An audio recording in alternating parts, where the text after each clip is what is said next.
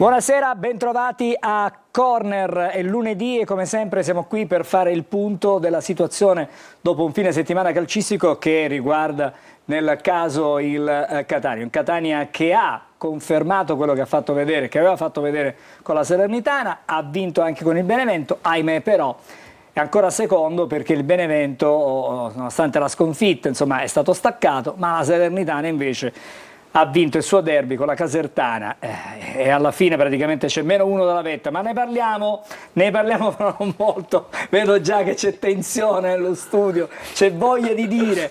C'è baruffa nell'aria. Buonasera ad Alessandro Vagliasindi. Buonasera a voi. Buonasera ad Angelo Patanè. Buonasera. Grazie a Max Pelotto per essere con noi. Buonasera a voi. E grazie anche a Davide Miniemi. Grazie Davide. Buonasera, grazie per l'invito. Allora, vado dall'altra parte dello studio perché è il momento di salutare la nostra Giulia. Buonasera Angelo, buonasera a tutti voi. Io sono sempre qui pronta come ogni lunedì a leggere tutti i vostri messaggi che potete mandare al numero 342 771 2855. Fateci sapere cosa ne pensate. Allora, devo dire che la trasmissione è iniziata una quarantina di secondi, ci saranno un centinaio di messaggi già pronti per essere letti e fra poco li potremo anche girare. Adesso però, come facciamo ogni settimana, ogni volta che andiamo in onda con Corner c'è la copertina, rivediamoci la partita di ieri e poi subito dopo un giro di consultazione per gli amici che sono con me al tavolo. A dopo. Il Catania al Cibali ha un curriculum straordinario, 4 vittorie su 5, il Foggia, il Monopoli, il Siracusa, la Salernitana hanno pagato dazio, pari col Sorrento, segnato 14 gol, il Catania non ne ha subito neanche uno, sotto il sole di Catania, tutta Catania a caccia di streghe. Sulle note di Franco Battiato, Carlo, è una domenica da incorniciare. La partita è iniziata proprio in questo istante.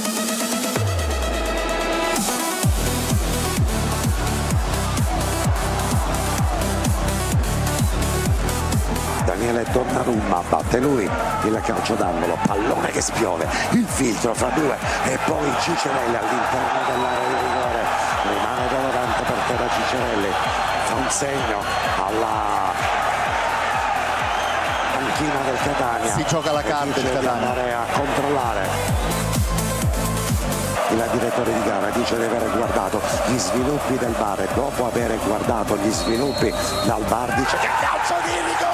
42 minuti, la rincorsa di Cicerelli, il tiro e il gol del Catania, incredibile.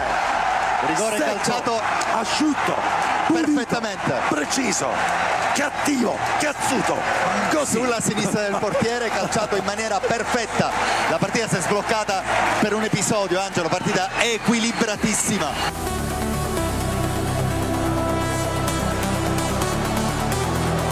Attenzione, perché Lunetta, lo scambio con Cicerelli, attenzione, da una parte all'altra abbiamo rubato il pallone, Lunetta, la parata, il tiro e la controparata di Vannucchi.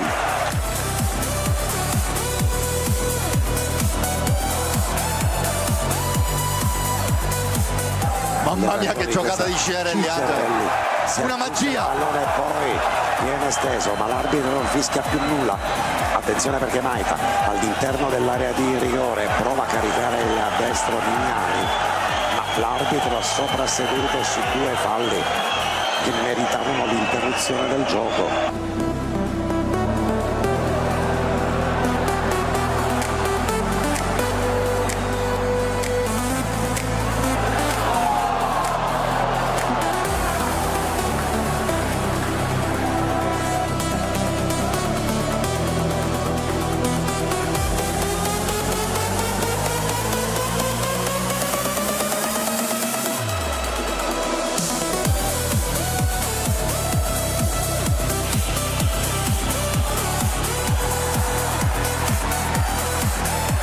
Sono scottati i 5 minuti di recupero e tutto lo stadio Angelo Nassimino è all'impiedi e l'arbitro proprio in questo istante dice che la partita è finita quando i due capitani vanno a stringere la mano. Il Catania a caccia di streghe ha calciato la strega ed ha conquistato la prima posizione in classifica.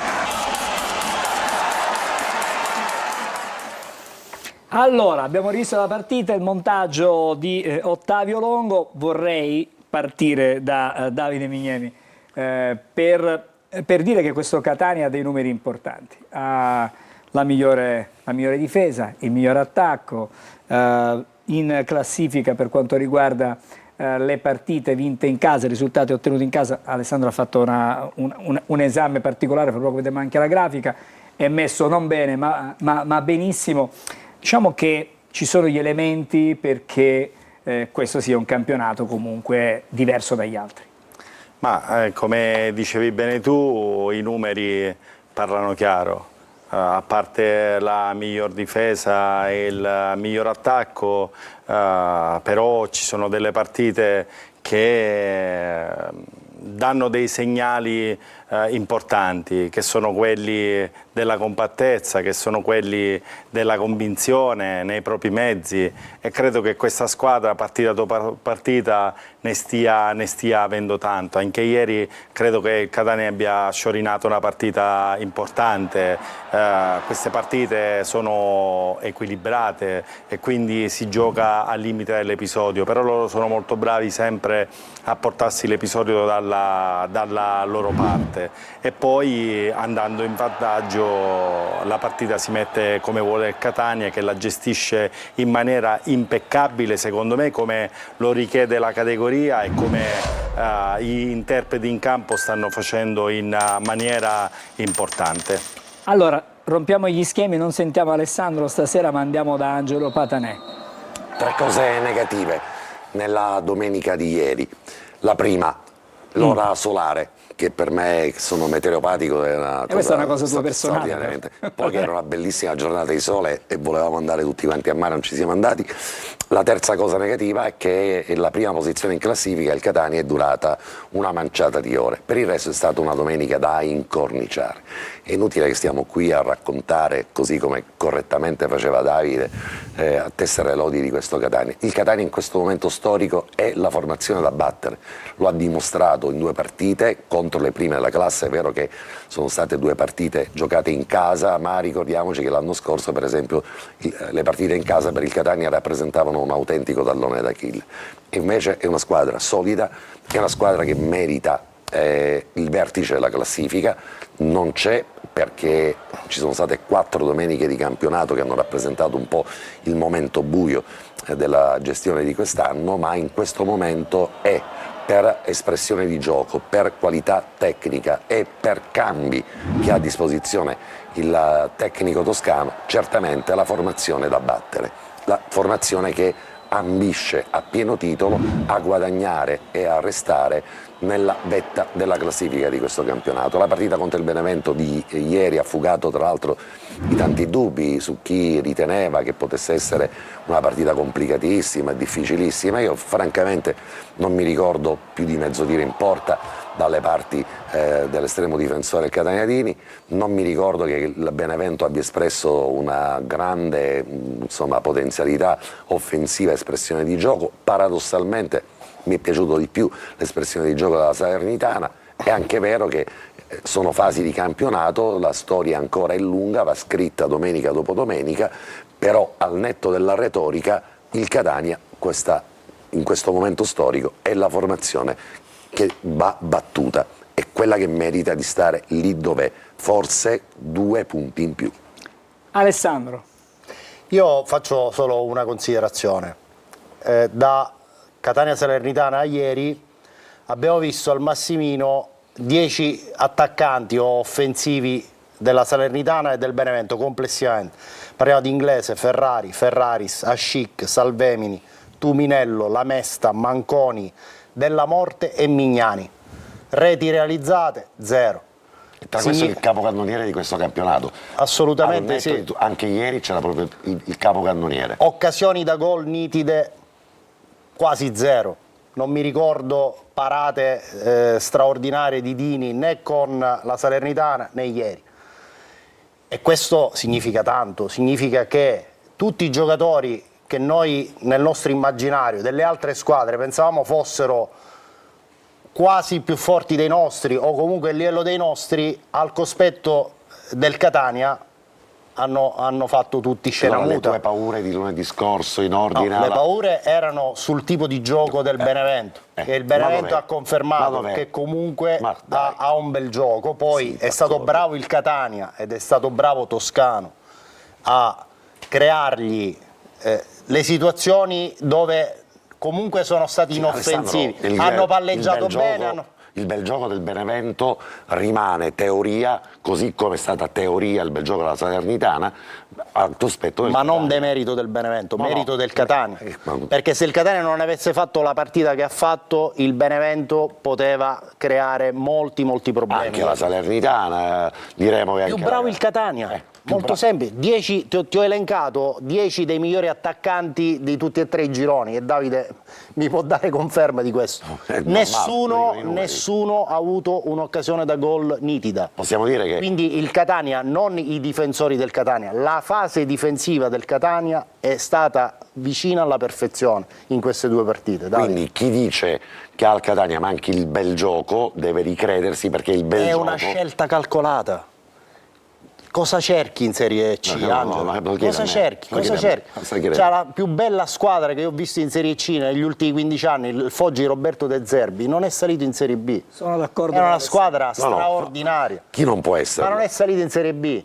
La Serie C è un inferno e per uscire da questo campionato sicuramente serve essere compatti, serve vincere delle partite anche sporche in maniera tosta. Sicuramente negli ultimi anni non ha vinto sempre la squadra che gioca meglio a calcio, anche se il Catania non gioca male, però interpreta le partite nella maniera perfetta. Significa che le preparano bene, significa che comunque hanno un'idea adeguata della partita e soprattutto sanno leggere i momenti della partita. Quando c'è da soffrire soffre, come è capitato con la Salernitana, come è capitato col Benevento, ma alla fine ti rimporta nello specchio della Porta dei Dini 0 con la Salernitana e 0 col Benevento. E poi io ieri ero allo stadio e giocare davanti a un pubblico del genere è veramente, secondo me, molto importante per chi indossa in questo momento una maglia, ti fa dare quel quid in più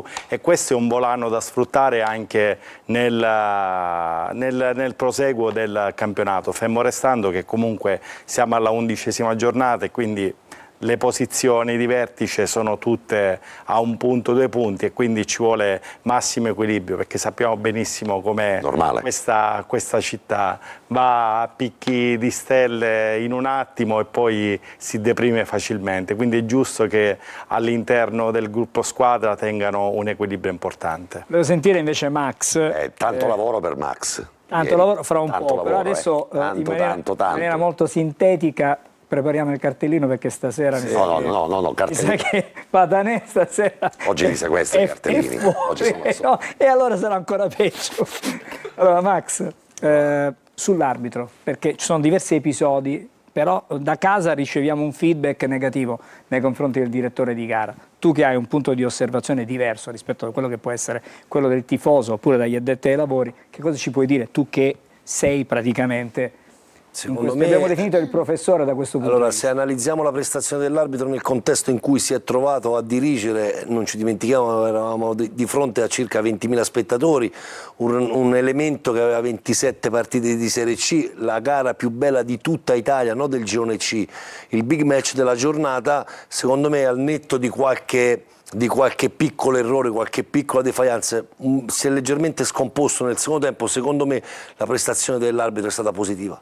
Quindi insomma positiva la prestazione, dopo andremo a vedere invece gli episodi. Andiamo da Giulia. Allora, già ci sono tantissimi messaggi.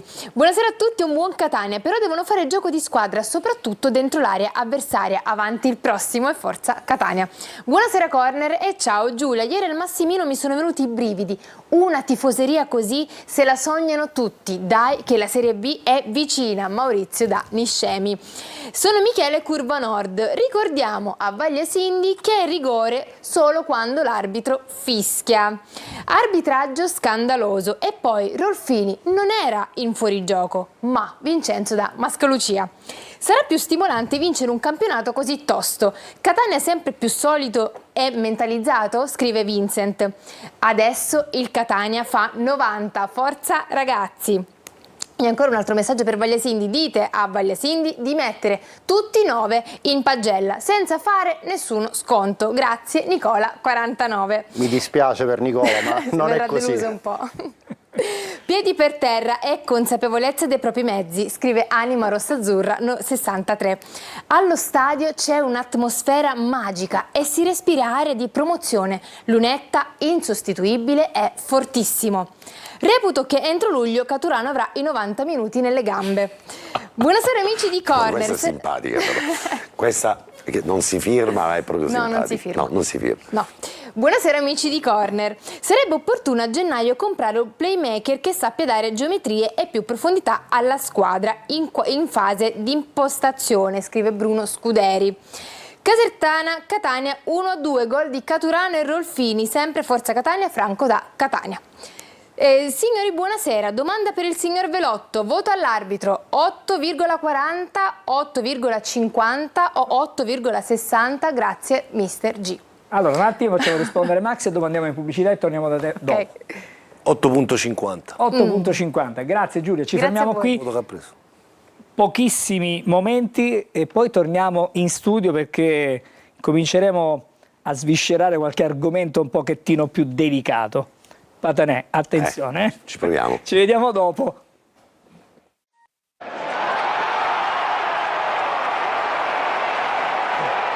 Eccoci, ci risiamo, ricominciamo a discutere di questa partita. Ma ieri c'era insomma qualche personaggio illustre, tra l'altro amico di Patanè, Ci siamo fatti una carrambata, anzi di Angelo, fede rossonera. rossonera, però era insieme a un giornalista, un nostro collega, che è Peppe Di Stefano, Un caro amico, è un carissimo amico, anche se di fede rossonera. Ci siamo incrociati con questo signore che tra l'altro ha postato sul suo profilo Instagram. Vi abbiamo fatto un piccolo riassunto perché ci rompevamo le scatole reciprocamente durante Milan-Catania o Catania-Milan, capitavamo vicini, io e Carlo Pellegatti, non si capiva bene. Anch'io ho fatto un Catania-Milan, anche addizione di porta, arbitro Orsato 1-3 con il primo gol del Milan di Esharawi in fuorigioco.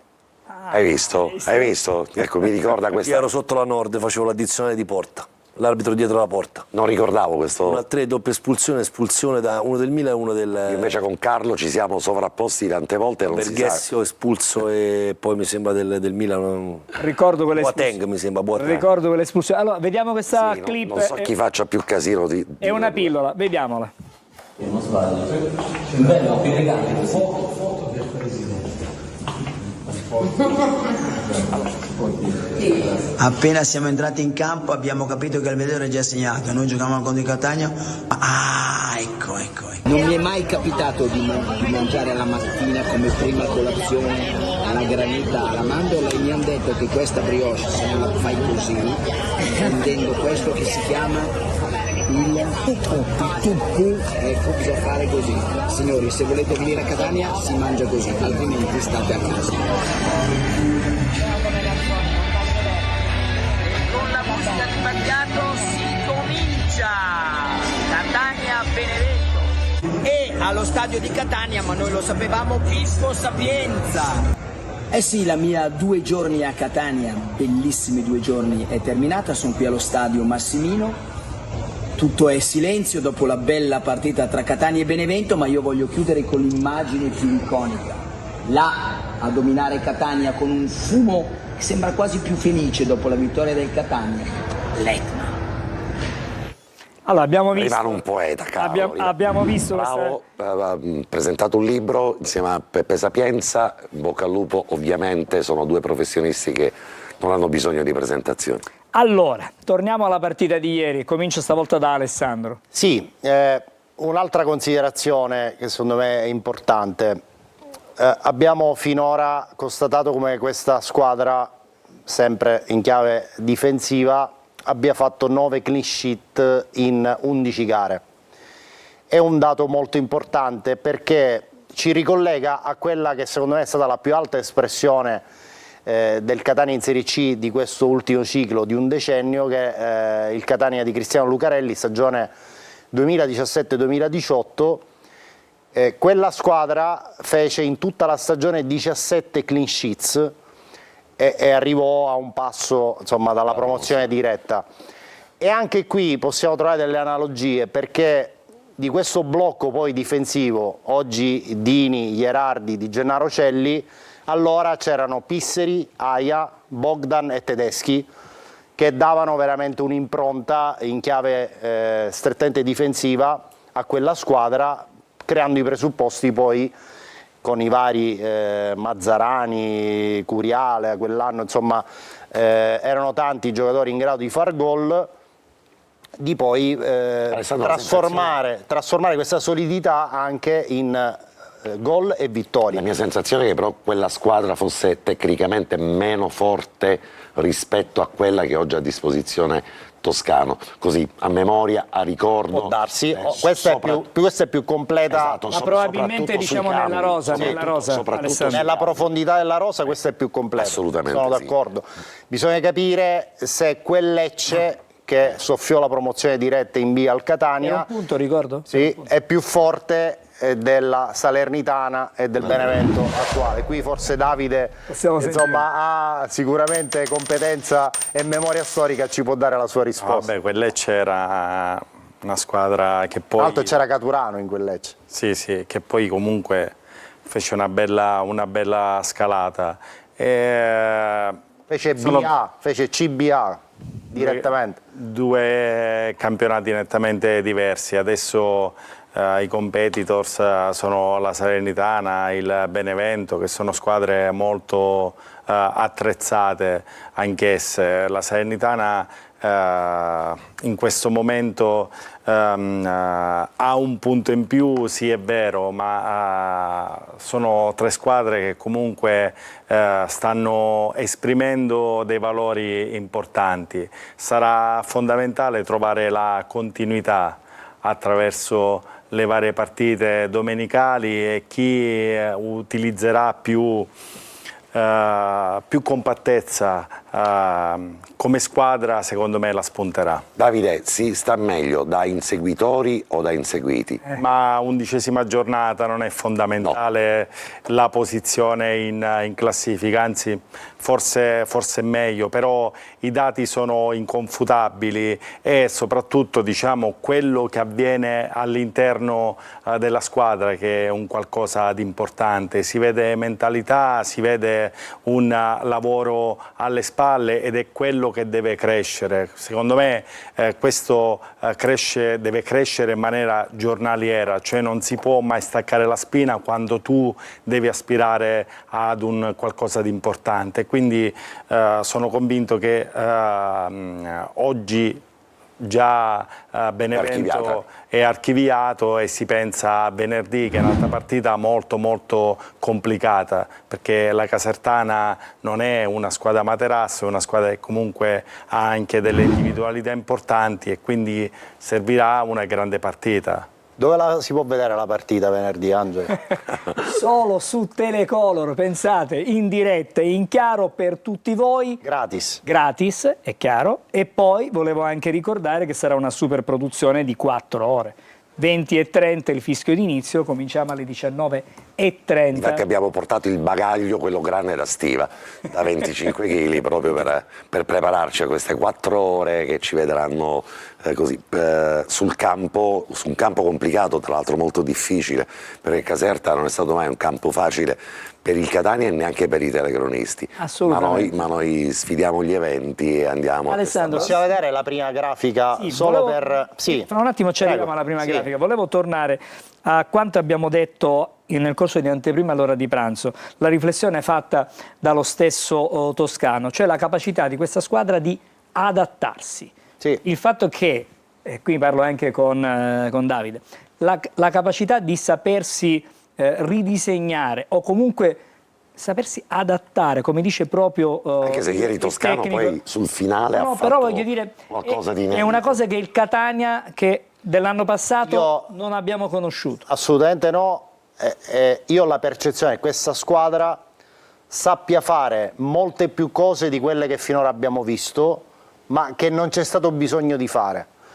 È una squadra che ha tanti interpreti con caratteristiche differenti e le riesce ad assemblare quando serve nel corso della partita.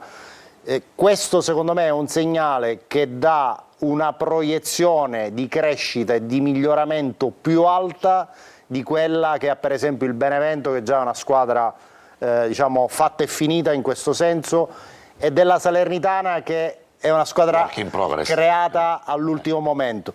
Quindi da questo punto di vista il Catania credo che sia tra le tre, non perché ha vinto i confronti diretti, ma quella che ha una proiezione più elevata. Davide. Ma sì, diciamo che la profondità anche della rosa ti consente anche di avere la possibilità di gestire più caratteristiche, quindi questi danno la possibilità di gestire anche i momenti della partita attraverso delle caratteristiche diverse dei calciatori in essere. Poi le partite si sono messe sempre, nelle ultime specialmente, sempre in un determinato modo, e allora secondo me lì una grande forza che ha dimostrato la squadra è quella, passando in vantaggio, di cercare di adattarsi, come si suol dire, alla partita. Se c'è da soffrire, come dicevamo prima, da abbassare i quinti, ma ripartendo ha avuto le possibilità anche per raddoppiare, sia nella partita soprattutto con la Salernitana, dove forse la pecca è stata non fare qualche gol in più, e anche ieri, e comunque qualche ripartenza importante c'è stata, e il risultato poteva essere anche diverso, nonostante il Benevento nel secondo tempo ha cercato di cambiare anche assetto di partita, cercando di mettere in difficoltà il Catania. A un certo punto ha tolto Pierozzi, ha messo Della Morte esterno di centrocampo, più tutti gli esterni attacco e Tominello. Cioè, insomma, ha giocato veramente in maniera assolutamente offensiva. Però anche lì si vedeva la maturità della squadra.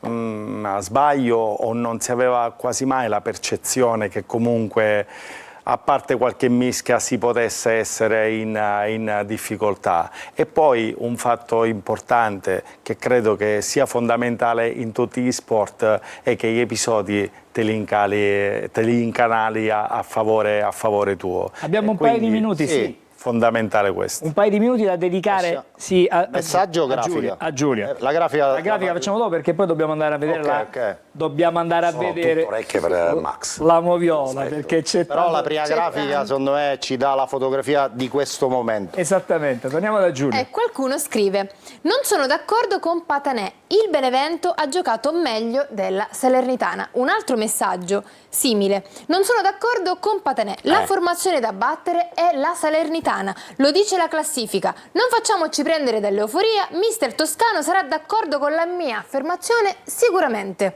ci scrive un nostro telespettatore.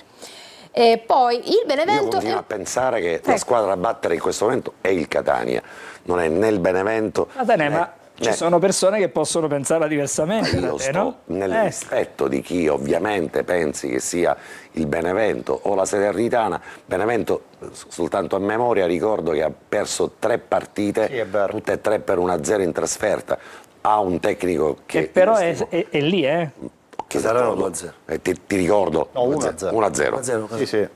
Perso 1-0 a Latina, 1-0 a Casarano. È lì perché, Angelo, ti rispondo, 1-0. È lì perché il Catania ha avuto 4 domeniche, 4 partite di amnesie. Poi chiederò ad Alessandro, che vedo che va a mare con maggiore frequenza più di me ultimamente. Complimenti. E lo vedo con piacere. Perché questa situazione è coincisa tra l'altro col fatto che ultimamente non ci sono fortunatamente più infortunati. Ci ricordiamo che avevamo un'infermeria stracolma, oggi questo non c'è più.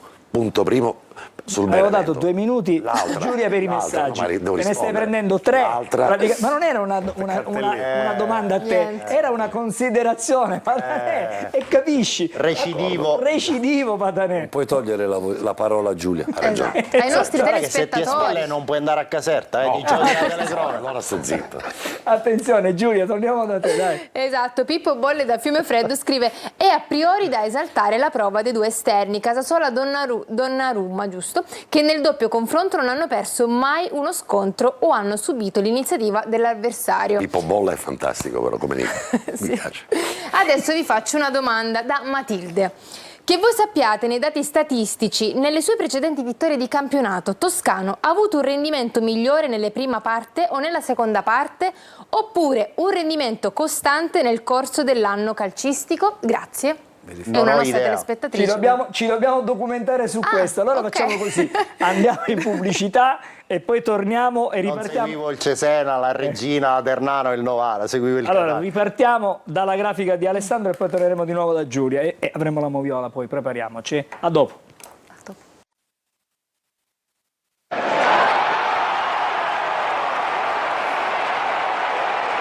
Torniamo insieme, allora ricominciamo e ricominciamo intanto dalla grafica. Facciamoci gli occhi. Rifacciamoci gli occhi, dai. Ne facciamo addirittura 2 grafiche. Allora, la prima in ordine di emissione, che ci mostra la regia, col nostro ottimo Fabrizio, eccola qua. Questa è la classifica dei 3 gironi nelle ultime 4 giornate. Catania Unplane 12 punti, Vicenza, Brescia, Ascoli, Arezzo e Atalanta 10, Salernitana 9, Benevento 6. Questo quadro mi lascia anche fare una considerazione. C'è stato un momento in questa stagione in cui molti hanno pensato: ma che stanno facendo? Il rinnovo di Toscano è arrivato in un momento, diciamo, delicato della stagione. Questi sono i frutti. Avere dato, secondo me, conferma e continuità a questo progetto tecnico si è tradotto, secondo me, nell'effetto compattezza che oggi vediamo nella sua massima espressione. E un'altra grafica che vediamo a seguire, altrettanto importante, è quella relativa, sempre come Serie C nazionale, alle migliori medie casalinghe della stagione. Il Vicenza e il Benevento sono le uniche 2 squadre che vanno a punteggio pieno in casa, 6 volte il Vicenza, 5 volte il Benevento. Chiaramente abbiamo messo come media punti perché non tutte le squadre hanno fatto 5 o 6 partite, perché siamo all'11ª. Terzo il Catania, 2,66 punti di media in casa, 5 vittorie, un pareggio, nessuna sconfitta. A seguire Salernitana, Arezzo, Ravenna, Ascoli, Trapani, Casertana e Lecco. Questo dato, scusami Angelo, e poi ti ascolto con piacere. Ti ascolto con piacere.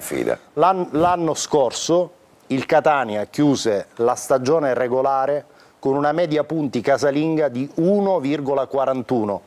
Cioè quest'anno il Catania viaggia quasi a velocità doppia per quanto riguarda il rendimento interno.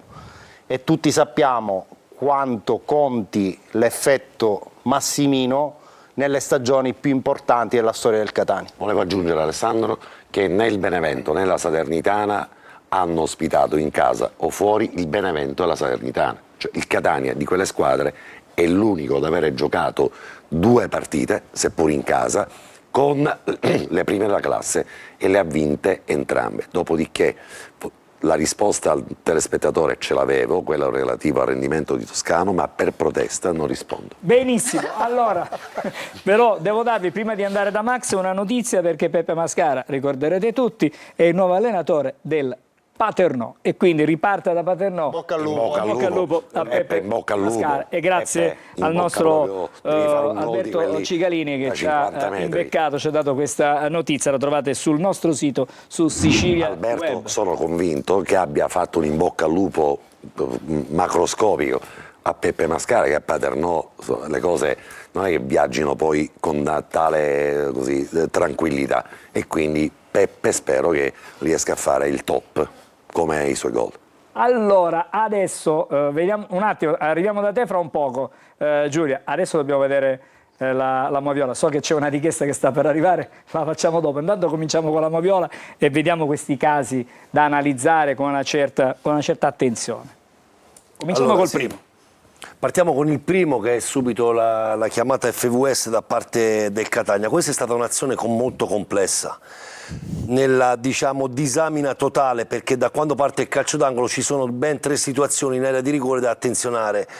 Il dubbio che è nato quando eravamo in diretta era cercare di capire su quale episodio il Catania avesse chiamato all'FVS e soprattutto quale fosse stato l'intervento punito dall'arbitro, perché una cosa si può chiamare una cosa, poi l'arbitro al monitor può valutarne un'altra. Allora io ho cercato di ricostruire attraverso l'atteggiamento dei giocatori del Catania, perché quando è che i giocatori del Catania chiedono l'FVS? Noi abbiamo 3 episodi: c'è un presunto fallo di mano di Borghini direttamente sulla battuta del calcio d'angolo, poi c'è un placcaggio su Gherardi, dopodiché c'è il contatto su Cicerelli, e proprio nel caso in cui nel momento in cui avviene il contatto su Cicerelli, qua i giocatori hanno l'istinto di protestare e richiedere un qualcosa. Quindi qua è nata dentro di me la consapevolezza che il rigore richiesto era su Cicerelli, come poi tra l'altro avevamo pensato all'inizio. Però qualche segnale ci dava che ci poteva essere un fallo di mano di Borghini, come tra l'altro, se riguardiamo, non ci perdiamo molto tempo perché è inutile attenzionare una cosa che poi non ha nessuna rilevanza, però c'è un contatto di braccio di Borghini, c'è un placcaggio su Gherardi, ma il contatto, che secondo me è rigore, perché ricordo ai telespettatori, e qua da oggi iniziamo un percorso di coerenza, allora, perché poi dopo lo vedremo anche con l'episodio del Benevento. Lo sgambetto è un gesto tecnico che produce immediatamente un effetto. Lo sgambetto è quel tipo di intervento sul quale la valutazione non dipende dall'intensità con il quale viene fatto lo sgambetto, è preponderante il fatto che ci sia il contatto, non l'intensità. Questo che significa? Che ai telespettatori ricordo che quando io ho fatto presente il calcio di rigore non fischiato al Catania in occasione di Trapani-Catania, quando pur essendoci un contatto non c'era intensità, io avevo detto, se qualcuno si ricorda, che se ci fosse stato un minimo contatto da uno sgambetto senza intensità, il rigore su stoppa veniva dato con estrema facilità. Nel caso specifico all'epoca c'era un body check che non aveva intensità e quindi non è stato dato il calcio di rigore. In questo caso qua è vero che non è evidentissimo il contatto, c'è, ma questo è calcio di rigore, perché lo sgambetto c'è, non è evidentissimo, il contatto c'è e quindi produce quella piccola inerzia che sbilancia Cicerelli, e quindi secondo me il rigore, ed è bravo l'arbitro a ritornare sui suoi passi, perché lui in prima battuta, se voi guardate a campo largo, l'arbitro fa un ampio gesto come dire non c'è nulla, guardate l'arbitro ora, guardate l'arbitro, fa niente con le braccia, va bene. Ma sul secondo fa niente. Bravo, Borghini, ma lui Cicerelli. Sì, ok, perché quello non l'aveva visto. Ok, perfetto, perché lui, lo spiegavo prima ad Angelo, ha avuto un momento secondo me di calo di concentrazione a seguito di un insieme di episodi che sono venuti al centro della di rigore, e può capitare di avere un picco negativo di concentrazione, quindi perde quell'attimo per concentrarsi sul primo contatto e fa niente sul secondo. Vogliamo precisare chi è l'autore del fallo? Salvemini su Cicerelli. Sì, e secondo me fa bene l'arbitro a ritornare sui suoi passi, perché ultimamente avevamo avuto un po' quella sensazione che gli arbitri rimanessero un po' sulla propria decisione anche dopo la review. Siamo stati smentiti correttamente, perché l'arbitro ha avuto l'umiltà e la consapevolezza di analizzare con attenzione e con precisione quello che non è riuscito a vedere in tempo reale. Posso farti una domanda? Sì. Auteri a fine partita ha detto: mi è parso che sia stato il quarto uomo a decidere questo calcio di rigore. È possibile, e in che modo eventualmente? Allora, sai, davanti ai microfoni si dicono tante cose. Io sono abituato a dire le cose che sento di persona e che vedo di persona e che valuto di persona. Quello che dice mister Auteri io lo posso prendere come informazione, ma non posso pensare che il quarto uomo possa influenzare la decisione di un arbitro. Ogni arbitro ha la propria personalità, è vero anche che Gemelli è un arbitro più esperto rispetto al terzo anno di Loreto, ma io credo che Di Loreto abbia la sua personalità per poter prendere decisione da solo. Allora, assodato e chiuso questo capitolo per quanto riguarda il primo episodio. Adesso vediamo il secondo. Siamo a inizio ripresa. Sì, siamo a inizio ripresa. Allora, premetto che la conduzione... è un errore dell'arbitro. Allora, premesso che la conduzione dell'arbitro da un punto di vista disciplinare secondo me è stata corretta, a parte due situazioni, una che dipendono tutte e due da lui, una è questa prima situazione e poi l'altra è la penultima che vedremo. Qua siamo al 46esimo e 05, ma non 46esimo il primo minuto di recupero del primo tempo, è il primo minuto di gioco del secondo tempo, con un giocatore che è fresco, Meic, che è appena subentrato all'inizio del secondo tempo, ha sostituito un compagno, in una zona di campo, in una dinamica di azione dove non c'è velocità e quant'altro, fa un intervento che secondo me questa qua era da ammonizione, perché lì guardate il piede come entra. Questo qua è un chiaro intervento imprudente e secondo me qua l'arbitro sbaglia a non ammonire il giocatore. Ma può darsi che era girato, Max? Cioè che lo vede proprio all'ultimo, guarda?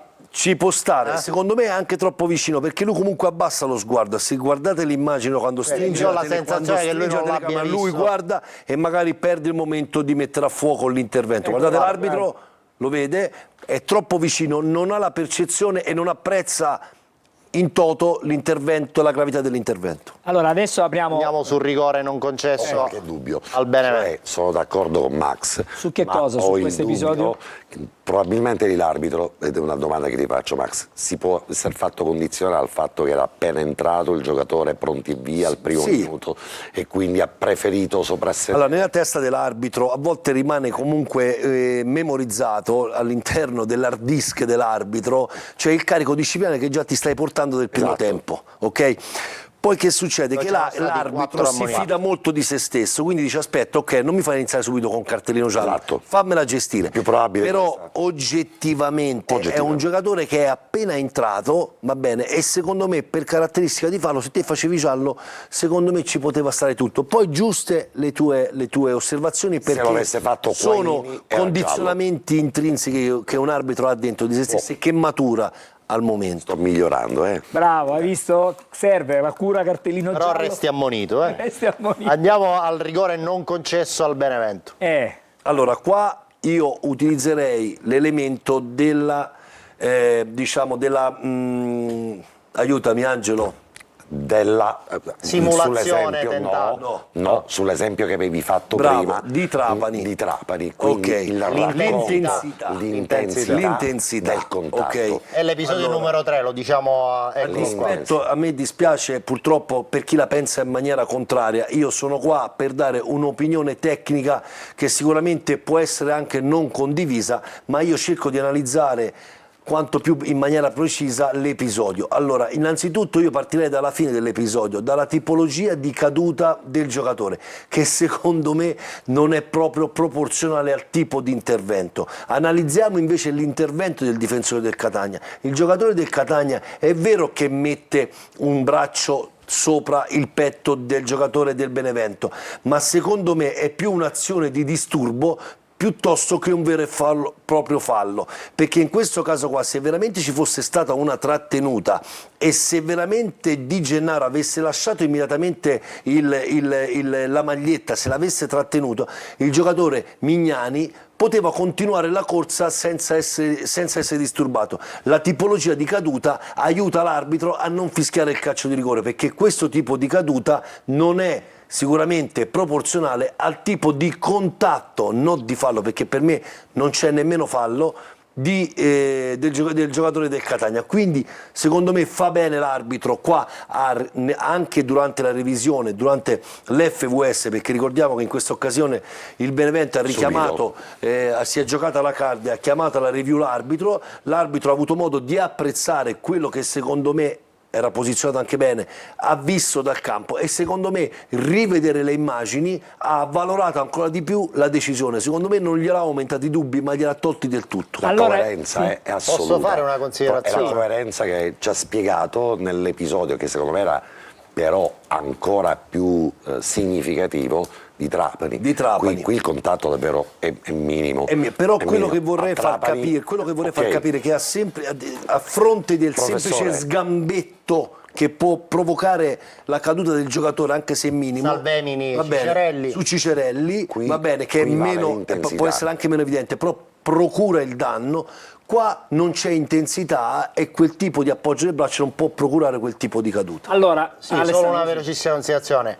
Che rilevanza può aver avuto in questo episodio il vantaggio che l'arbitro ha pensato di dare a Tuminello, visto che il pallone poi secondo me è andato nella disponibilità di Tuminello ed è stato Dini bravo in uscita a fermare? Sulla situazione di calcio di rigore l'arbitro non dà vantaggio, se è rigore è rigore. Allora il vantaggio sul rigore lo dai solo se te c'hai il giocatore sulla linea di porta, sta tirando in porta dopo che il giocatore ha subito un fallo da rigore. In quel caso lì te non puoi pensare di dare un vantaggio a Tuminello. Allora, infatti ho chiesto che rilevanza può aver avuto nella valutazione. Secondo me lui ha valutato proprio il rigore e non rigore proprio. Ok. Allora, ultimo episodio. No, penultimo. Ce ne sono altri due. Siccome l'ultimo in particolare è quello che animerà secondo me di più la discussione, attenzione, io direi di fare così. Facciamo pubblicità e poi torniamo da Max. Prima Giulia. Allora Giulia, prima di fare l'altro episodio andremo da te, però prima facciamo la pubblicità, così ci rilassiamo perché poi c'è un episodio che metterà sicuramente un po' di pepe. Patanè rischia il rosso. Attenzione Patanè, attenzione Patanè. Facciamo pubblicità e torniamo dopo.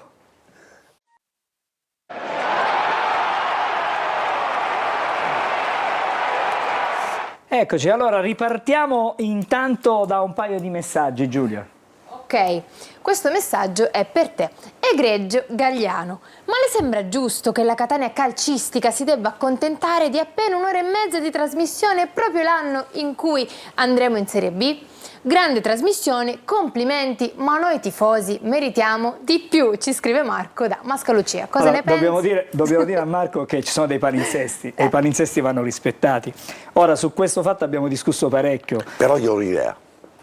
Cioè, se noi prendiamo, mi fanno paura le tue idee. Se noi prendiamo i 2 minuti di pubblicità dove noi continuiamo a fare la trasmissione e li mettiamo come fuori onda, noi la regia ci registra, ovviamente al netto di parole, parolacce o altro che possono venire fuori. Sì, ma quanto allunghiamo? 10 minuti, un quarto d'ora? Un quarto d'ora, però è il fuori onda che potrebbe andare in onda. Ma dopo? Dopo la trasmissione o dopo la differita? Tra il primo e il secondo tempo della differita, secondo me, così Marco Carli si riposa, Carlo Breve pure. Stiamo costruendo il palinsesto. Esatto. Facciamo una riflessione su questo argomento. Ci penseremo.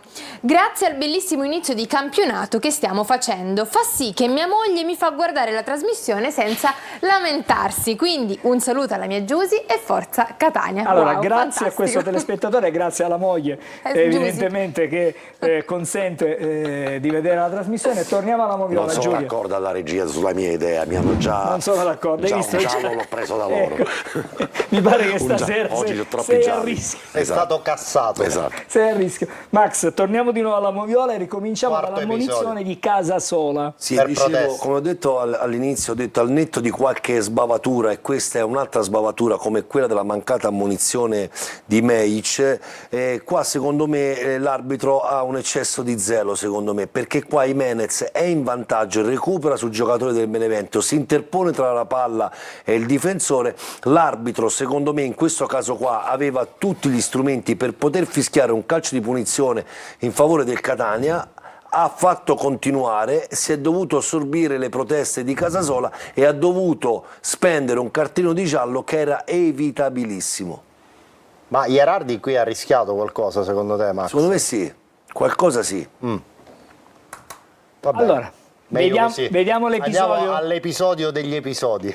Ecco, guardiamolo questo episodio, prima lo guardiamo. Va bene. E facciamo silenzio, perché adesso qui rischi veramente tantissimo.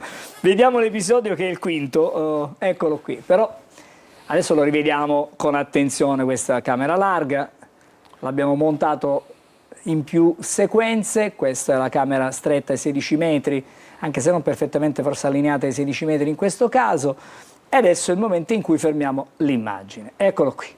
Qui c'è il fermo immagine, qui si stacca il pallone dal piede di Gherardi, se non dico male, e poi c'è questo contatto in aria. Allora, prima di sentire Max, io vorrei sentire Alessandro, Patanè e poi la Cassazione. Patanè, la Cassazione ci dirà come va inquadrato questo episodio. Occhio come parli.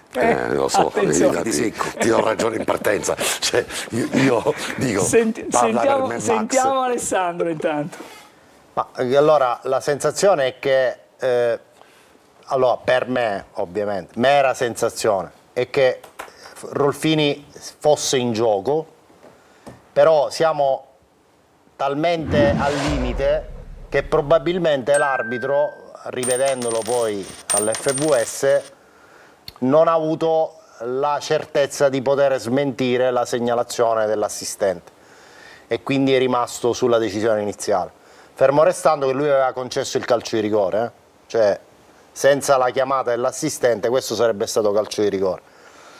Così dall'immagine, dal fotogramma, la mia sensazione, ma chiaramente è tutta da verificare, è che Rolfini sia in posizione regolare. Tu fuori onda mi dici tutt'altra cosa, No, ora io ho siccome detto temi, che no, il cartellino giallo. La mia sensazione è che tu mi hai sia detto, in gioco. Per me è in gioco. La mia sensazione è che sia in gioco. Temi il giallo per questo motivo. Io assolutamente, rivedendo l'immagine, quando parte il pallone di Gherardi, così, la mia sensazione. Poi ovviamente ascolto.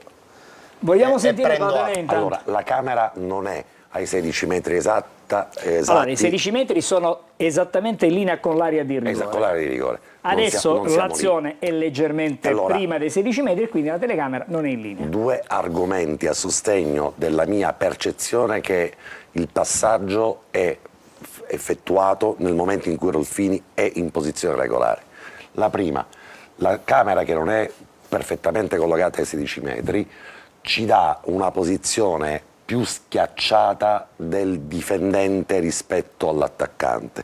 Se noi trasliamo l'angolo di lettura della impostazione della telecamera, troveremmo l'ultimo difensore, quello che teoricamente a mio parere tiene in gioco Rolfini, ancora Saio, più spostato in avanti. Seconda sensazione che ho è che il guardalinee alza la bandierina per segnalare il fuorigioco quando ormai non solo l'azione si è esaurita, guardate un attimo il guardalinee, già è per terra e ancora il guardalinee in quel momento ha la bandierina ancorata, guardate, non la alza. Ora ti spiego il motivo che non te lo sai. spiega Ci stiamo anche arrivando, lui. ci stiamo arrivando, so perché non la tiene alzata, non la alza solo successivamente, ma in questo momento l'arbitro ha già segnato il calcio di rigore. E allora la mia percezione è che questo sia un gol regolare, difficile, No, un gol. un'azione regolare, sia un calcio di rigore. Mi rendo conto che i mezzi che ha a disposizione in questo momento l'arbitro, qualunque arbitro di Serie C che va a rivedere le azioni con soltanto 3 telecamere, 4 telecamere, non gli permettono di dare una sentenza definitiva. Ti stai salvando, Patanè, ti stai salvando. Quindi, nel dubbio, che io non ho, comunque dico che l'arbitro ha fatto bene perché non può avere migliori immagini a supporto. Se ho detto adesso una fesseria, Max mi estrarrà il cartellino giallo, ma mi pare che lo tiene un attimo. Quindi, brevemente vorrei sentire anche Davide su questo episodio. Ma diciamo che comunque questo supporto del VAR in Serie C non c'entra niente con quello che ci sono nelle categorie superiori, quindi automaticamente se è questo quello che la camera che vede l'arbitro, non è facile né in un caso né nell'altro. E allora vale quello che ha visto la sul sensazione campo. che magari potesse essere in gioco, però secondo me è difficile per lui con certezza giudicare questo episodio, e allora magari si è fidato di quello che comunque è stata la percezione del guardalinee e non ha cambiato la decisione. Allora, sentiamo adesso la Cassazione. Posso chiederti una cosa prima della Cassazione? No, Sì. la chiedo proprio a lui. Ma è così difficile mandare in onda le immagini? Lo dico anche in riferimento... L'abbiamo detto altre volte. Siamo alla 11ª giornata. Ma è cambiato qualcosa? Siccome hai detto a breve, questo No, a breve, breve quando io ti arriva? dico, no, io Quando non è che lo arriverà? decido io e né che io posso avere influenza sull'iter Ma magari di le queste, notizie che noi non sappiamo, perché questa tutto questo ci aiuterebbe a tutti quanti ad avere una maggiore comprensione, Io intelligibilità. per quello torno a ripeto quello che ho già detto nelle passate Io volte, te lo le farò altre ogni volte in cui domenica. me l'hai chiesto. Io so che stanno lavorando per mettere in moto questa pratica, come tra l'altro, torno a ripetere, è in itinere il discorso di poter dotare le squadre, le panchine, di un circuito chiuso che rimandi il segnale in tempo reale, per poter dare la possibilità a chi in panchina è preposto a verificare, oltre che all'allenatore e ai giocatori in campo, a verificare dal video in tempo reale e non con 40 secondi o 50 secondi di ritardo quello che avviene sul campo. Quindi speriamo che ci sia la possibilità di rivedere in diretta quello che sta vedendo l'arbitro, in modo tale che così tante discussioni non... La cosa è certa che secondo me allo stadio voi ci siete stati, le telecamere sono lì, non è che c'è una telecamera nascosta per non farla vedere a nessuno, per dire che è la telecamera dell'FVS. L'FVS si appoggia su delle telecamere tecniche e quelle che fanno la diretta della partita. E sull'episodio? Sull'episodio, allora, io inviterei un attimo la regia a fermare totalmente il video quando c'è il fermo immagine, di non muoverlo. Allora, torniamo sul fermo. No, dopo questa immagine qua. No, c'è prima un'immagine, diciamo, dalla 16 metri, però in movimento. Questa qua c'è un... Ecco, questo è la è il movimento, è la prossima. Chiedo gentilmente a Ottavio di non mandare avanti poi il video, ma di fermarlo quando c'è il fermo immagine. Eccolo qui, lasciatelo così. Allora, io non sono né la Cassazione, né sono quello che pensa di essere più bravo di qualchedun altro, o pensa di essere una persona che per il passato che ho possa essere qua a dare delle sentenze definitive. Allora, io non sono in queste condizioni qua di dire, di certificare con certezza che questa sia una posizione di non fuorigioco. Ok? L'esperienza mia, per come ci è stato insegnato anche in passato a leggere le immagini televisive, qua c'è una circostanza, caro Angelo Patanè, dove il difensore del Benevento, l'ultimo, va bene, Saio, non ha una falcata in corso, ha due piedi paralleli. Rolfini invece è in corsa. Il piede sinistro di Rolfini, secondo me, guardando queste immagini, tracciando una linea parallela al taglio dell'erba del campo, va bene, secondo me il piede di Rolfini è più avanti. Vi ho fatto vedere un fermo immagine prima che ieri in Barcellona-Real Madrid è stato annullato un gol perché il laccio della scarpa e del piede destro del giocatore del Real Madrid era in fuorigioco. Allora, non siamo a questi livelli qua, ok? Quindi apposta vi dico che non certifico né l'errore e né la cosa fatta bene dell'assistente, però per esperienza, per dinamica di azione, per quello che io riesco a vedere, per com'è la posizione delle gambe dei giocatori, per com'è la prospettiva del campo, com'è il taglio e le ombre del taglio del campo, secondo me Rolfini è di poco avanti. Non sono in grado di certificarlo, come non sono in grado io, non è stato sicuramente in grado l'arbitro di certificare l'errore del collega, perché se l'immagine è questa, lui ha dovuto assolutissimamente confermare la decisione di campo. Per quanto riguarda invece come è posizionato? L'assistente è posizionato, andiamo a campo largo, l'assistente è precisamente in linea, ecco, no, anche questa qua, l'assistente è in linea, l'assistente ha la visione migliore di tutti quanti, va bene, è posizionato bene, quindi non è né mezzo metro avanti né mezzo metro indietro che potrebbero trarlo in inganno, è perfettamente in linea con il penultimo difensore ed ha secondo me tutte le condizioni per poter fare una valutazione sicuramente meglio della nostra, non sto dicendo esatta, ma sicuramente meglio della nostra. Ritornando al discorso di Angelo, che fa evidenziare, per cercare di creare un pochettino di polemica, il fatto che l'assistente alzi la bandierina quando l'azione è finita, devi sapere, caro Angelo, così lo sai. Molto dopo, no. Non molto No. dopo, quando No. termina l'azione è Molto diverso. dopo. No, quando finisce l'azione ha ragione. Guarda, si vede nell'azione, Guarda, lo possiamo andare avanti. Allora, guarda. ti dico una cosa, se qua nasceva un gol, Attenzione a questa ti azione, spiego. attenzione a quello che succede, perché è montata e guardate cosa fa l'assistente qui. No, guardate là, l'arbitro dà rigore. Guardate l'arbitro dà rigore, l'assistente alza la bandierina e l'arbitro annulla il gol. A campo largo, nella prima immagine si vede. Guardate l'arbitro. Qui non si vede nella prima immagine. Vediamo se è qui. L'azione ancora non è finita. Il pallone ancora Ora in esce movimento. l'arbitro, guardate l'arbitro guarda l'assistente, loro parlano anche via auricolare, l'arbitro ora allunga il braccio e concede il rigore, guardate, se parlano- guardate, sta concedendo il rigore, contemporaneamente Max, l'assistente se alza la bandierina. sull'auricolare, l'arbitro non concede rigore. Ok. Perché no, non mi può dire che Però mi fai finire un concetto? Sì, Posso ma finire ha un detto una concetto cosa del che non mi perché convince. l'assistente alza la bandierina in ritardo? Sì. Allora, vediamo in Serie A che le bandierine degli assistenti, anche se i giocatori sono in fuorigioco di 1 metro, ok? Sì, questo Alzano la bandierina a fine azione. Allora, la disposizione che hanno con l'introduzione dell'FVS è che in situazioni come queste, borderline, va bene, l'azione si deve ultimare, perché se in questa situazione qua il Catania, come non le è stato concesso il rigore, segnava la rete, va bene, la rete era oggetto di verifica, se l'assistente segnalava era oggetto di verifica, quindi se te invece alzi subito la bandierina e interrompi il gioco, il Catania segna,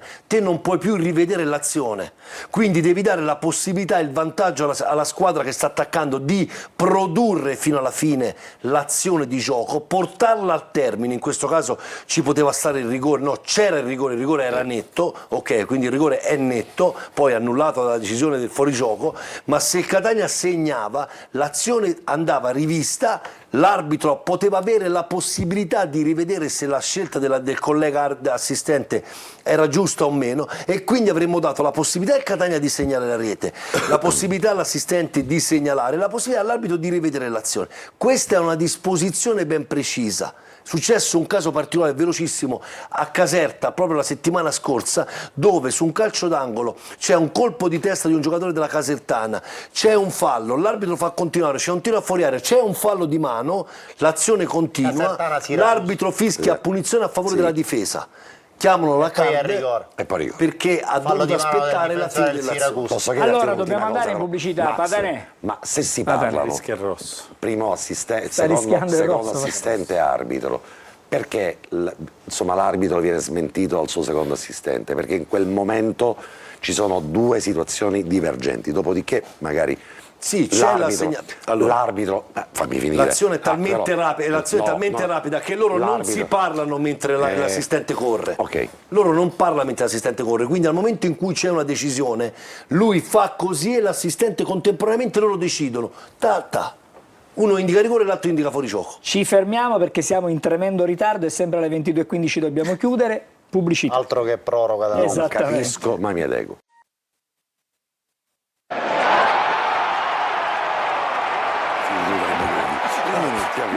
Non litigate anche quando siamo in pubblicità. No, è fantastico perché lui dice che parlo tanto io, non si prende la scena, ha ragione perché è il professore e quindi noi. Però se tu lo cronometri. Però tu sei sempre quello che si mette a rischio. Fai silenzio, stasera sei già stato ammonito, perché devi rischiare di più? Ma al volo, secondo voi chi è il migliore di questa partita? Io lo so e non lo posso dire. Mi ha condizionato, ma lo avrei detto anche io, quindi non ti tolgo la sorpresa. Va bene, allora so che è il peggiore. Che comunque per i nostri telespettatori era fuori gioco. Il migliore è Mario Gherardi con voto 7,5. Supera da gladiatore il crash test di Giornata, Auteri dirotta sulle sue zolle Manconi e poi il temibile Mignani, ma da lì non passa uno spiffero. Un muro di muscoli che diventa travolgente quando suona la carica in uscita. Un paio di percussioni rugbyistiche a tutta fascia diventano scariche di adrenalina pura, di cui tutta la squadra si alimenta nel momento di maggior pressione avversaria.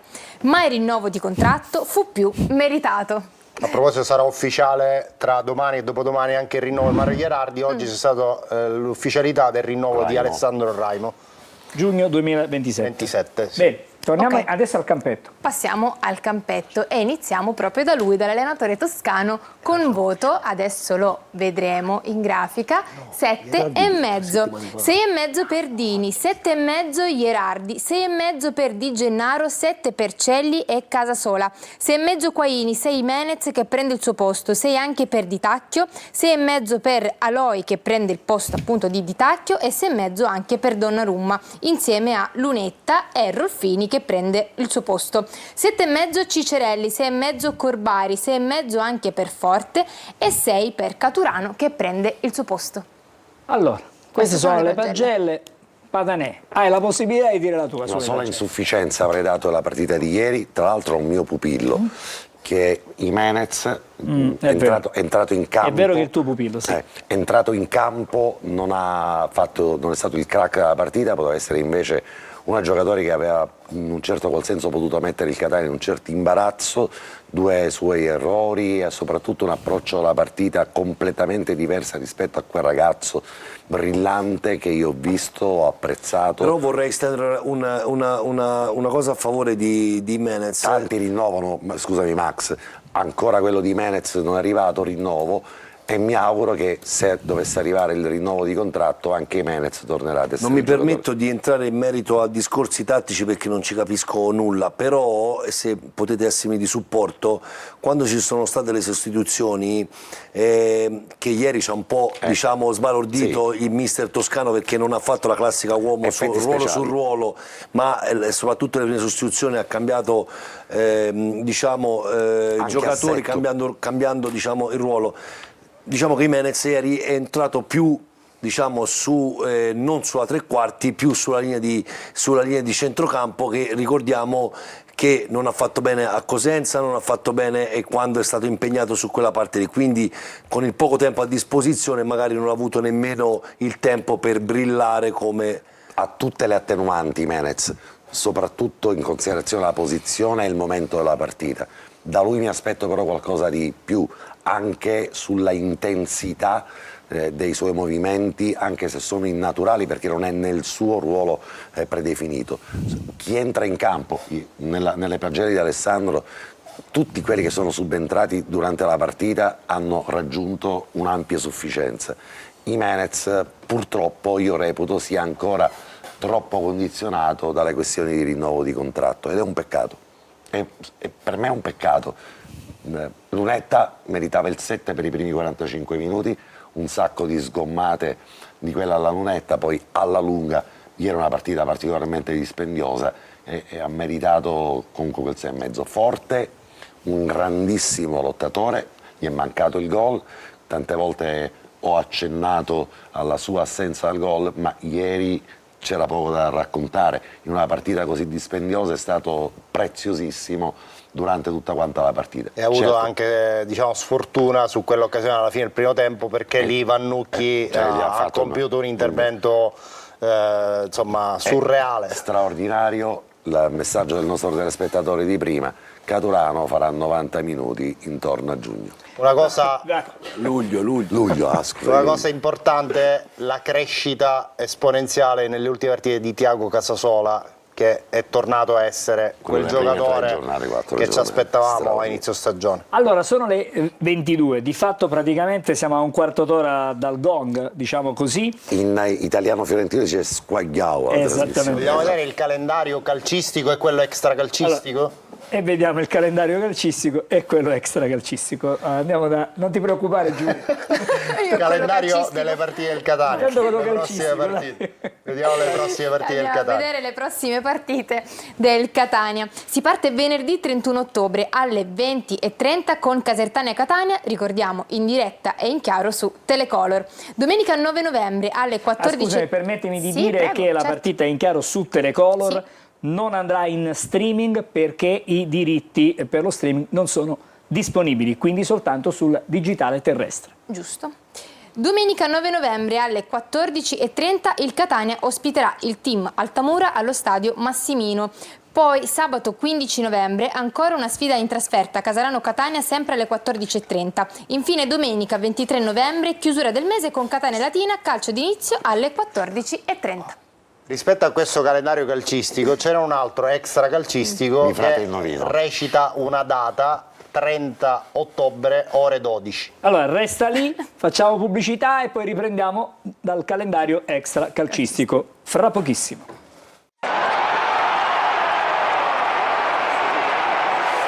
Allora, ci distraiamo anche quando c'è la pubblicità. È andato, l'abbiamo visto il campionato. Ma noi possiamo ammonire Velotto? No, non abbiamo i cartellini, non disponiamo di questo materiale, sono in suo possesso e quindi lui è libero. Ha avuto un calo di tensione, anche lui, il calo d'attenzione. Alessandro, il campionato extra calcistico. Calendario extra calcistico. Che cosa dice? Che il 30 ottobre alle 12 scade il termine per l'eventuale presentazione di un'offerta migliorativa rispetto ai 5 milioni e mezzo con cui il Calcio Catania si è aggiudicata la struttura di Torre del Grifo all'esito della gara conclusasi il 23 di ottobre.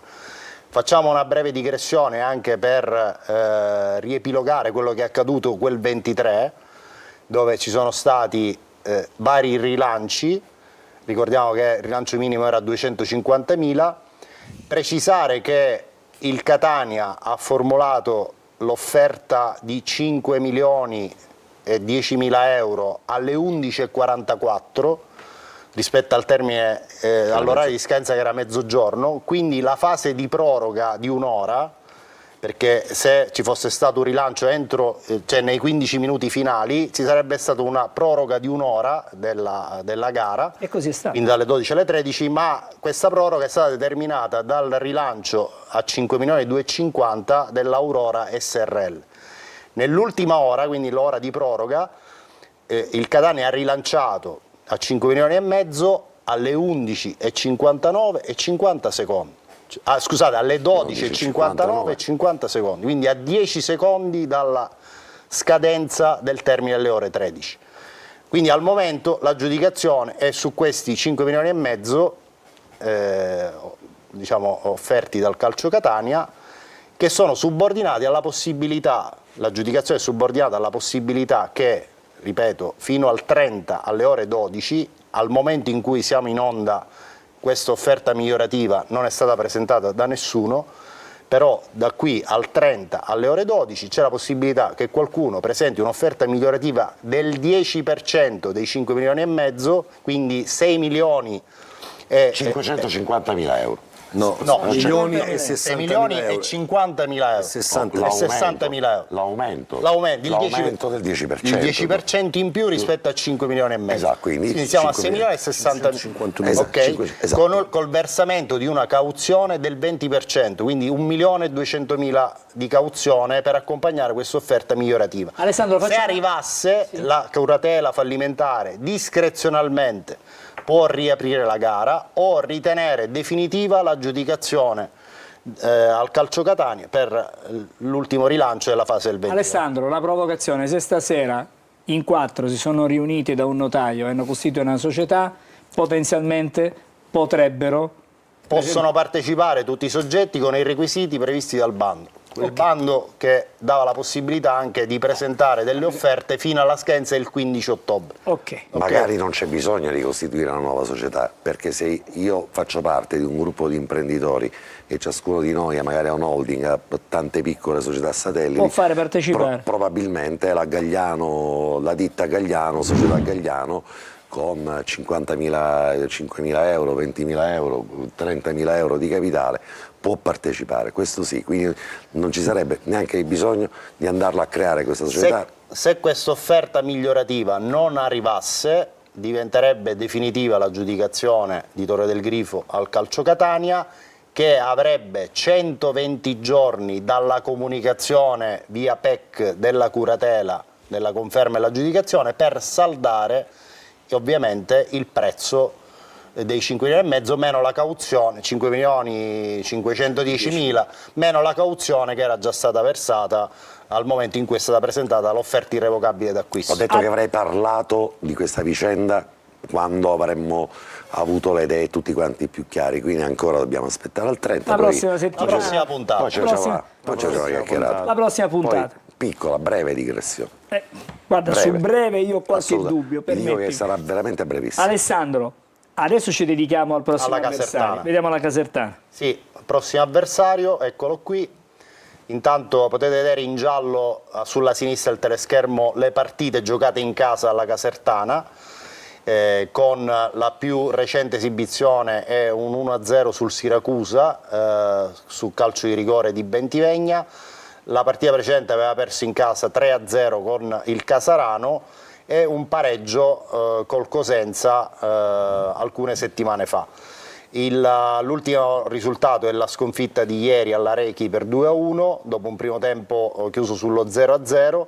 I migliori marcatori sono Curzio Bentivegna, 5 gol, 3 gol Proia, 2 gol Kevin Leone, un centrocampista catanese, classe 2005, in prestito dal Sassuolo, un ragazzo di cui si dice un gran bene, e poi un gol Vano, che io nel mio roster dei 23, in una squadra competitiva anche per vincere il campionato, lo terrei sempre, perché questo è veramente un leone, uno che fa la guerra con tutti, giocatore di grande stazza ma anche di discreti fondamentali tecnici. Vediamo sulla destra l'ultima formazione schierata dal tecnico Coppitelli ieri all'Arechi. Ha cambiato sistema di gioco, perché finora la Casertana aveva giocato spesso con il 4-3-3.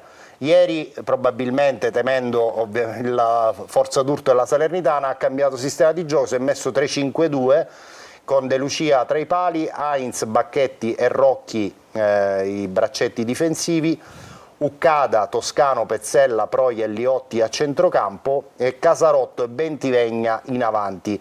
Da considerare, oltre ai subentrati che sono insomma stati spesso titolari tipo Giano, Vano, lo stesso Callon, Toscano, appunto sotto vedete da valutare, è uscito anzitempo per un problema al gluteo, molto probabilmente un problema muscolare che lo renderà ineleggibile per la partita di venerdì.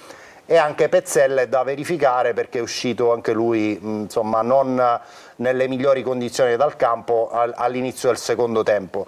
Bisogna capire con quale sistema di gioco per quale sistema di gioco opterà Coppitelli, se tornare al 4-3-3 visto che è una gara casalinga, o ritenere il Catania dello stesso spessore della Salernitana e quindi restare su questo 3-5-2. Davide, cosa ne pensi tu? Diciamo che, come dicevo prima, una squadra da prendere con le pinze, perché ha un allenatore che nella prima parte, molto giovane, che nella prima parte della sua carriera aveva dimostrato grosse qualità e ha vinto anche il campionato con il Lecce Primavera.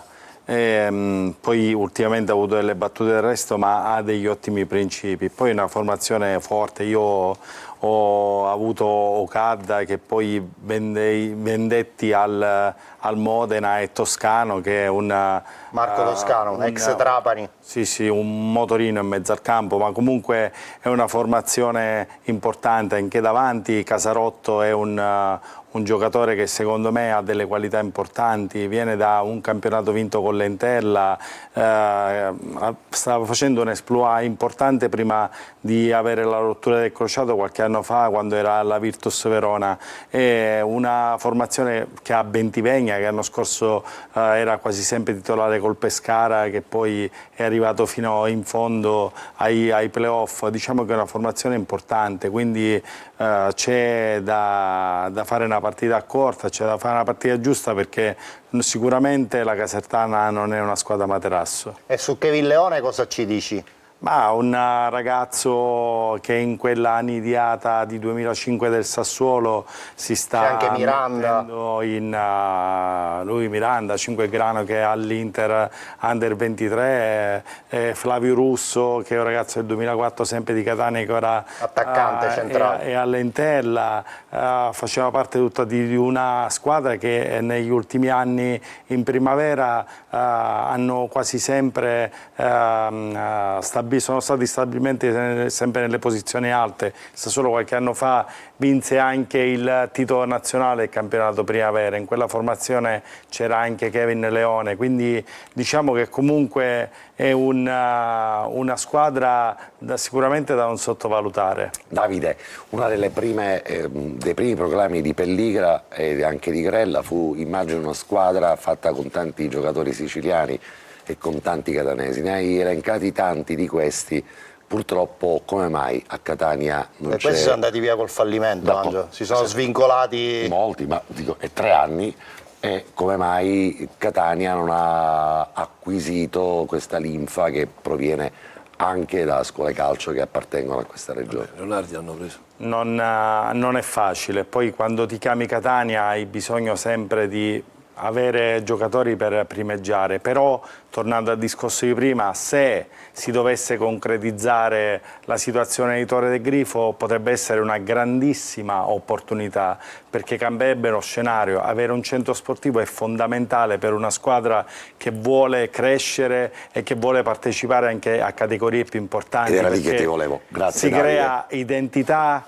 Si può lavorare e crescere anche dei giocatori in casa propria, oltre che comunque avere una casa propria, avere una palestra propria, andare al campo e stare non le classiche 2-3 ore, ma stare tutta la giornata, perché in quel centro hai tutta la possibilità di fare questo. Accresce questo anche la competenza e la professionalità delle persone che poi spero che andranno a lavorare in quel centro, che secondo me può dare dei vantaggi incredibili, impagabili. Io ho avuto la possibilità negli scorsi anni, ma anche in maniera recente, di vedere delle realtà diverse che ci sono anche nel resto d'Italia, e il fatto di avere una casa propria, di creare un'identità dove tutta la giornata si respira del gruppo, è fondamentale per poter crescere. Allora ci dobbiamo fermare, bravo, sono parole bellissime quelle di Davide. Un minuto, ma proprio un minuto di messaggi per Giulia, perché così diamo spazio agli amici che ci seguono da casa, sono tantissimi. Grazie, grazie davvero. È vero, siete tantissimi. Nuccio Dal Fortino, io penso che pure l'arbitro potrebbe chiamare i VAR. Se non è convinto, ho avuto dubbi nel vedere prima di assegnare qualsiasi cosa. Le 5 componenti al momento convergono in una risultante e questa è la forza. Non roviniamo tutto, scrive Leopardi. Ha ragione. I signori Patanè e Vagliasindi considerano che le prime 3 in classifica saranno solo loro per la vittoria finale, ma io aggiungerei anche il Crotone. Ha perso troppi punti in casa il Crotone. L'ultimo. Cicerelli ha preso il posto del grande Mascara. Godiamoci questo momento finalmente. Salute a tutti voi in trasmissione. Io saluto voi. Buonanotte a tutti. Ce ne vuole. Con tutto il rispetto per Cicerelli, che stimo tanto, ma Mascara ancora è in un'altra dimensione. Grazie Giulia. Grazie a voi, buonasera a tutti. Grazie per essere stato con noi a Davide Mignemi, grazie. Grazie mille a voi. Grazie a Max Belotto. Grazie a voi. Alessandro, una buona serata. A voi, alla prossima. Buona serata a te, Angelo. Buona serata anche a te, Patanè. Noi ci risentiamo venerdì. Ci ritroviamo venerdì. Va bene, allora l'appuntamento è per... Abbiamo una giornata pazzesca da venerdì. raccontarvi. Non ci sarà preview perché andremo in diretta a partire dalle 19:30 per seguire Casertana Catania in diretta in esclusiva, in chiaro, gratis per tutti su Telecolor.